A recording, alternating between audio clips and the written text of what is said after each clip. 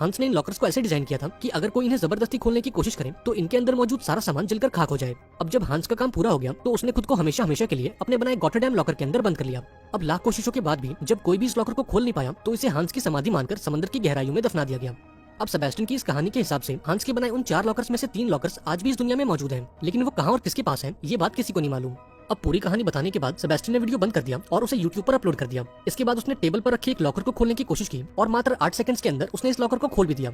अब अपनी कमाल की फुर्ती देखकर सेबेस्टियन खुद भी काफी हैरान हो गया और खुशी खुशी अपने काम पर निकल गया। उसने पास मौजूद कॉफी शॉप से कॉफी खरीदी और सीधा अपने बैंक का पहुंचा। अब बैंक पहुंचते ही उसका सामना एक लेडी से हो गया जो उस पर पागलों की तरह चिल्लाई जा रही थी क्योंकि बैंक ने उसका चेक पास नहीं किया था। अब इस चिल्लम चिल्ली के बीच सेबेस्टियन की नजर टीवी पर गई और न्यूज पर उसने देखा कि दुनिया के अलग अलग देशों में ज़ॉम्बीज़ का हमला हो चुका है। अब ये खबर सुनकर सेबेस्टियन थोड़ा घबरा गया और उसे अपने सामने मौजूद लेडी भी एक ज़ॉम्बी लगने लगी, इसलिए उसने बिना देरी किए इस लेडी का चेक पास कर दिया और इसे यहाँ से रवाना कर दिया। अब लंच के दौरान जब सेबेस्टियन ने अपना यूट्यूब चैनल खोला तो वो पूरी तरह से हैरान हो गया क्योंकि आज पहली बार किसी ने उसकी वीडियो पर कमेंट किया था। इस कमेंट में लिखा था कि अगर तुम अपना टैलेंट दुनिया को दिखाना चाहते हो तो आज रात इस पते पर पहुंच जाना। अब रात होते ही सेबेस्टियन उस पते पर पहुंचा जहां ढेर सारे लोग पहले से मौजूद थे। दरअसल इस बिल्डिंग में एक सेफ ट्रैकिंग कंपटीशन चल रहा था और सेबेस्टियन को भी इस कंपटीशन में पार्टिसिपेट करना था। अब बहुत जल्द पहले राउंड की शुरुआत हो गई और यहाँ मौजूद सभी लोग अपने अपने लॉकर्स को खोलने में लग गए। अब चूंकि सेबेस्टियन इस काम में माहिर था इसलिए वो एक एक करके सभी राउंड्स को पास करता गया और बड़ी आसानी से फाइनल तक पहुंच गया। अब फाइनल राउंड के अंदर उसका सामना नियो नाम के एक लड़के से हुआ और इन दोनों का टास्क था एक बहुत ही कॉम्प्लिकेटेड लॉकर को 3 मिनट के अंदर खोलना। अब समय शुरू होते ही नियो अपने काम पर लग गया, पर वहीं दूसरी ओर सेबेस्टियन बिल्कुल शांत और बेपरवाह दिखाई दिया, मानो उसे इस गेम से कोई मतलब ही ना हो। लेकिन जब घड़ी में केवल 30 सेकंड्स बचे थे तब उसने तिजोरी को छूकर उसे फील किया और मात्र 10 सेकंड्स के अंदर इस दरवाजे को खोल दिया। ये देखकर सभी लोग हैरान हो गए और सेबेस्टियन के लिए तालियां बजाने लगे। अब इस तालियों की गूंज के बीच उसकी नजर ग्वेन नाम की एक लेडी पर गई और इस खूबसूरत लेडी को देखते ही सेबेस्टियन उससे अट्रैक्ट हो गया। हालांकि वो इस बात से अनजान था कि ग्वेन उसकी जिंदगी को बदल कर रख देगी और समय के साथ साथ उसे ग्वेन के बारे में कई दिलचस्प बातें पता लगेंगी, जैसे कि वो सिर्फ 6 साल की थी जब उसने अपनी पहली घड़ी चुराई थी। 16 साल की उम्र में उसका दिल टूटा और उसने अपनी पहली कार चुराई और मात्र 17 साल की उम्र में इंटरपोल ने उस पर रेड नोटिस जारी कर दिया। अब अगली सुबह सेबेस्टियन दोबारा से उस कॉफी शॉप में पहुंचा जहां ग्वेन को देखते ही उसने अपने ऊपर पूरी कॉफी गिरा ली। इसके बाद ये दोनों एक टेबल पर बैठे जहां ग्वेन ने ये खुलासा किया कि उस वीडियो पर कमेंट करने वाला कोई और नहीं बल्कि वो खुद है। ग्वेन कहती है कि मैं एक वांटेड चोर हूँ और दुनिया भर की पुलिस मेरे पीछे पड़ी है और मेरा अगला मिशन उन 3 अनोखे लॉकर्स को लूटना है जिनका जिक्र तुमने अपनी वीडियो में किया था, यानी कि हंस वॉगनर की वो 3 तिजोरियां। दरअसल ग्वेन सेबेस्टियन को इस प्लान में शामिल करना चाहती थी क्योंकि वॉगनर की बनाई तिजोरियों के बारे में सेबेस्टियन से बेहतर और कोई नहीं जानता। वो सेबेस्टियन को समझाती है कि इस चोरी को अंजाम देने के लिए उनके पास केवल 4 दिनों का वक्त है क्योंकि 4 दिनों बाद इन सभी तिजोरियों की लोकेशंस को बदल दिया जाएगा। इसके बाद उसने सेबेस्टियन को एक एड्रेस दिया और उससे कहा कि अगर तुम इस मिशन के लिए तैयार हो तो कल सुबह तक इस पते पर पहुंच जाना। अब उस रात सेबेस्टियन अपने घर पहुंचा और ग्वेन के दिए ऑफर के बारे में सोचने लगा। अब चूंकि वो हंस वॉगनर का एक बहुत बड़ा फैन था और हमेशा से उन तिजोरियों को खोलना चाहता था, इसलिए उसने ग्वेन के प्लान में शामिल होने का फैसला किया। अब अगले दिन वो ग्वेन के बताए पते पर पहुंचा जहां उसकी मुलाकात टीम के बाकी लोगों से हुई। ग्वेन के अलावा इस टीम में और 3 लोग थे जिनके नाम थे कोरिना, रॉल्फ और ब्रैड। कोरिना इस टीम की हैकर है जबकि रॉल्फ इस टीम का ड्राइवर और ब्रैड इस टीम का गनमैन।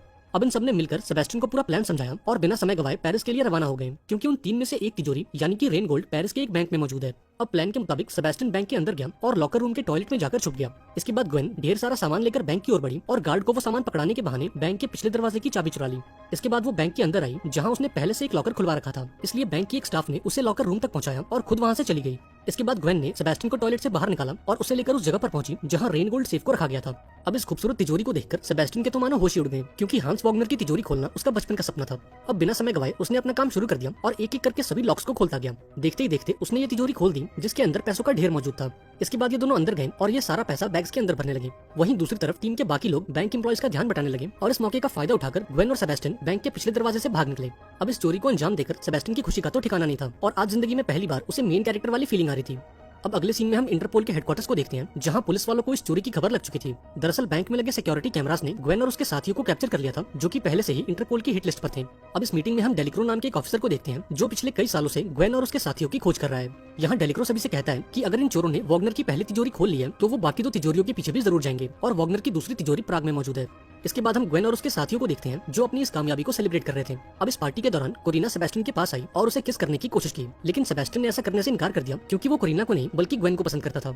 इस पर कोरिना उससे कहती है कि ग्वेन ऑलरेडी एक रिलेशनशिप में है और उसका बॉयफ्रेंड है ब्रैड, पर फिलहाल उनके बीच कुछ भी ठीक नहीं है और बहुत जल्द उनका ब्रेकअप भी हो सकता है। अब उस रात सेबेस्टियन ग्वेन के कमरे में गया और ये दोनों एक दूसरे से बातें करने लगे, लेकिन बदकिस्मती से ब्रैड ने इन दोनों को देख लिया और उसे सेबेस्टियन पर काफी गुस्सा आया। अब अगले दिन ये पूरी टीम प्राग पहुंची जहां वॉगनर की दूसरी तिजोरी को रखा गया था, लेकिन ये लोग इस बात से अनजान थे कि डेलिक्रो और उसकी टीम पहले से इन पर घात लगाए बैठी है। अब प्लान के मुताबिक ग्वेन और सेबेस्टियन बैंक के एम्प्लॉइज बनकर अंदर गए और कोरिना के इंस्ट्रक्शंस को फॉलो करते हुए लिफ्ट तक पहुंचे। लेकिन इसी बीच सिक्योरिटी को इन पर शक हो गया और 2 सिक्योरिटी गार्ड्स ग्वेन और सेबेस्टियन से पूछताछ करने पहुंचे। लेकिन अभी वो कोई सवाल करते उससे पहले ग्वेन ने बड़ी सफाई से इनका काम तमाम कर दिया और फटाफट से उस तिजोरी तक पहुंचे। वहीं दूसरी तरफ हम डेलिक्रो को देखते हैं जो कि बैंक के बाहर इन चोरों का इंतजार कर रहा था, पर जब काफी देर तक उसे कोई हलचल दिखाई नहीं दी तो वो परेशान होकर बैंक के अंदर चला गया। लेकिन अंदर आने पर यह खुलासा हुआ कि जिस तिजोरी को वो ढूंढ रहा है उसे 1 हफ्ते पहले ही बैंक के दूसरे ब्रांच में शिफ्ट कर दिया गया है और इसका मतलब ये था कि पुलिस वाले कहीं और मौजूद थे और ये चोरी किसी और बैंक में हो रही थी। अब बिना समय गवाए ये सभी उस बैंक की तरफ भागे ताकि वो ग्वेन और उसके साथियों को पकड़ सकें। वहीं दूसरी तरफ सेबेस्टियन ने उस तिजोरी को खोलना शुरू किया और थोड़ी मशक्कत के बाद वो इसमें कामयाब भी हो गया। अब वॉग्नर की दूसरी तिजोरी खोलकर सेबेस्टियन खुशी के मारे पागल हो गया और ग्वेन को गले से लगा लिया। वहीं दूसरी तरफ बैंक की सिक्योरिटी टीम ने पूरे बैंक में हाई अलर्ट जारी कर दिया क्योंकि उन दोनों गार्ड्स का कोई अता पता नहीं था। अब हाई अलर्ट लगते ही कोरिना ने प्लान बी की शुरुआत की और ब्रैड को एक लुटेरा बनाकर बैंक के अंदर भेज दिया। अब अंदर आते ही उसने बैंक में मौजूद सभी लोगों को गन पॉइंट पर ले लिया, जिससे सबका ध्यान ग्वेन और सेबेस्टियन से हटकर उस पर चला गया। इस डिस्ट्रैक्शन का फायदा उठाकर इन दोनों ने सारे पैसे बैग्स में भर लिए और काम खत्म होते ही ब्रैड को सिग्नल दे दिया।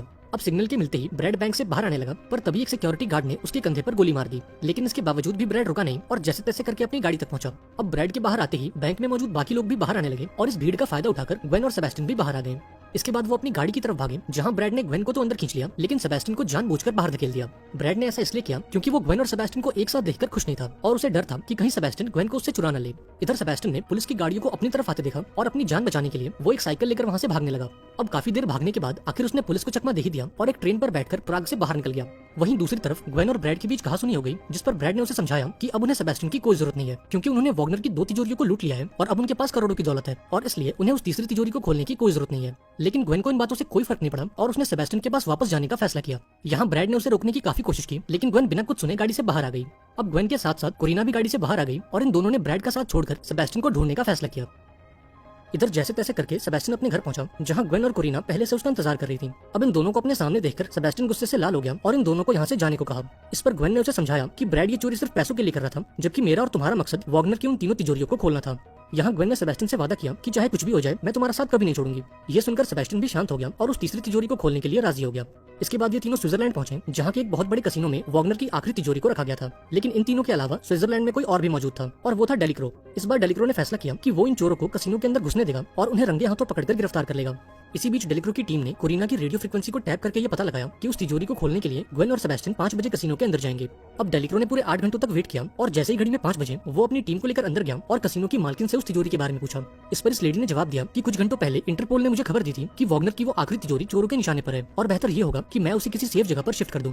दरअसल 8 घंटे पहले कोरिना ने एक इंटरपोल ऑफिसर बनकर कसिनो की मालकिन को कॉल किया और उसे ये झूठी इन्फॉर्मेशन दी। अब इस इन्फॉर्मेशन के बेसिस पर कसिनो की मालकिन ने एक सिक्योरिटी कंपनी को कॉन्टैक्ट किया ताकि वो तिजोरी को किसी सेफ जगह पर शिफ्ट कर सके। लेकिन तिजोरी को शिफ्ट करने का काम कोई सिक्योरिटी कंपनी नहीं बल्कि ग्वेन और सेबेस्टियन कर रहे थे। अब यहाँ डेलिक्रो को समझ आया कि कोरिना ने जानबूझकर अपनी बातें लीक की थी ताकि वो पुलिस को गुमराह करके इस चोरी को अंजाम दे सके। इसके बाद हम ग्वेन और सेबेस्टियन को देखते हैं जो उस तिजोरी को लेकर काफी दूर निकल चुके थे और अब सेबेस्टियन इस आखिरी तिजोरी को भी खोलने वाला था। वहीं दूसरी ओर ब्रैड और उसका साथी कसिनो के बाहर ग्वेन और सेबेस्टियन का इंतजार कर रहे थे ताकि वो उस आखिरी तिजोरी को उनसे चुरा सके। पर जब काफी देर तक उन्हें कोई हलचल दिखाई नहीं दी तो उन्होंने ग्वेन के फोन को ट्रैक किया और तब ये खुलासा हुआ कि उसने और सेबेस्टियन ने ऑलरेडी वो तिजोरी चुरा ली है और इस बात का पता लगते ही ये फौरन उन दोनों के पीछे निकल गए। लेकिन इसी बीच कोरिना ने अपने सिस्टम पर ब्रैड के फोन को देखा जो तेजी से ग्वेन और सेबेस्टियन की ओर बढ़े जा रहा था। पर अभी वो इस बात की जानकारी ग्वेन को देती उससे पहले पुलिस ने उसे चारों तरफ से घेर लिया और उसे सरेंडर करने को कहा। लेकिन गिरफ्तार होने से पहले उसने जैसे तैसे करके ग्वेन तक की खबर पहुंचा दी और अपने फोन को गाड़ी के नीचे डालकर उसे बर्बाद कर दिया। वहीं दूसरी तरफ सेबेस्टियन ने इस आखिरी तिजोरी को भी खोल दिया और इस तिजोरी को खोलकर उसकी खुशी का तो ठिकाना नहीं था। इसके बाद उन्होंने गाड़ी रोकी और तिजोरी में मौजूद सारे पैसों को बैग्स के अंदर भरने लगे। लेकिन अभी ये लोग यहाँ से निकल पाते कि तभी ब्रैड वहाँ पहुंच गया और इन दोनों पर अपनी बंदूक तान दी। दरअसल ब्रैड भी उन पैसों में अपना हिस्सा चाहता था लेकिन ग्वेन ने ऐसा करने से साफ इनकार कर दिया। अब ना सुनकर ब्रैड गुस्से से लाल हो गया और उसने सेबेस्टियन पर गोली चला दी। लेकिन खुशकिस्मती से सेबेस्टियन की जान बच गई क्योंकि ब्रैड की बंदूक खाली थी। इस पर ग्वेन ने उससे कहा कि मैंने आज तक तुम्हारी बंदूक में गोलियां डाली नहीं क्योंकि मुझे पूरा यकीन था कि तुम मुझे एक न एक दिन धोखा जरूर दोगे। इतना कहकर उसने अपनी बंदूक निकाल ली और इस पूरी सिचुएशन को अपने कंट्रोल में ले लिया। इसके बाद उसने ब्रैड और रॉल्फ को गाड़ी से बांधा और पैसे लेकर सेबेस्टियन के साथ यहाँ से भाग निकली। अब प्लान के मुताबिक ग्वेन और सेबेस्टियन एक बोट तक पहुंचे ताकि वो नदी के रास्ते देश छोड़कर फरार हो सके। लेकिन भागने से पहले सेबेस्टियन ने डरते हुए अपने प्यार का इजहार किया और ग्वेन ने भी उसके इस प्यार को एक्सेप्ट कर लिया। लेकिन इससे पहले कि दोनों यहाँ से भाग पाते डेलिक्रो इनका पीछा करते हुए यहाँ तक आ पहुंचा। यहाँ उसने ग्वेन और सेबेस्टियन पर अपनी बंदूक तान दी और उन्हें सरेंडर करने को कहा। लेकिन ग्वेन ने ऐसा करने से इनकार कर दिया और अपनी गन निकालकर डेलिक्रो पर तान दी। यहाँ उसने डेलिक्रो से कहा कि मैं सरेंडर करने के लिए तैयार हूँ लेकिन इसके बदले में तुम्हें सेबेस्टियन को छोड़ना होगा। अब डेलिक्रो के पास कोई और चारा नहीं था इसलिए उसने इस ऑफर को एक्सेप्ट कर लिया और सेबेस्टियन को यहाँ से जाने की परमिशन दे दी। यहाँ ग्वेन ने सेबेस्टियन से वादा किया कि वो बहुत जल्द उससे दोबारा मिलेगी और वो दोनों मिलकर वॉग्नर की उस आखिरी तिजोरी को भी ढूंढ निकालेंगे जो समंदर की गहराइयों में कहीं गुम गई है। अब भारी मन के साथ सेबेस्टियन ने ग्वेन को गुड बाय बोला और बोट में बैठकर वहाँ से चला गया। अब कई साल बीतने के बाद हमें सेबेस्टियन को कैलिफोर्निया में दिखाया जाता है जहाँ वो लॉकर्स बनाने का बिजनेस करता है और उसने अपनी शॉप का नाम ग्वेन के नाम पर रखा है। अब एक दिन सेबेस्टियन के पास एक कपल आता है और उसे एक तिजोरी का नक्शा दिखाकर पूछता है कि क्या तुम इस तिजोरी को खोल सकते हो। अब इस नक्शे को देखकर सेबेस्टियन काफी खुश हो गया, क्योंकि ये कोई ऐसी वैसी तिजोरी नहीं बल्कि वॉगनर की वो आखिरी तिजोरी थी जो समंदर में कहीं गुम गई थी। यहाँ सेबेस्टियन इस मिशन के लिए तैयार हो गया और इसी के साथ ये शानदार मूवी यहाँ पर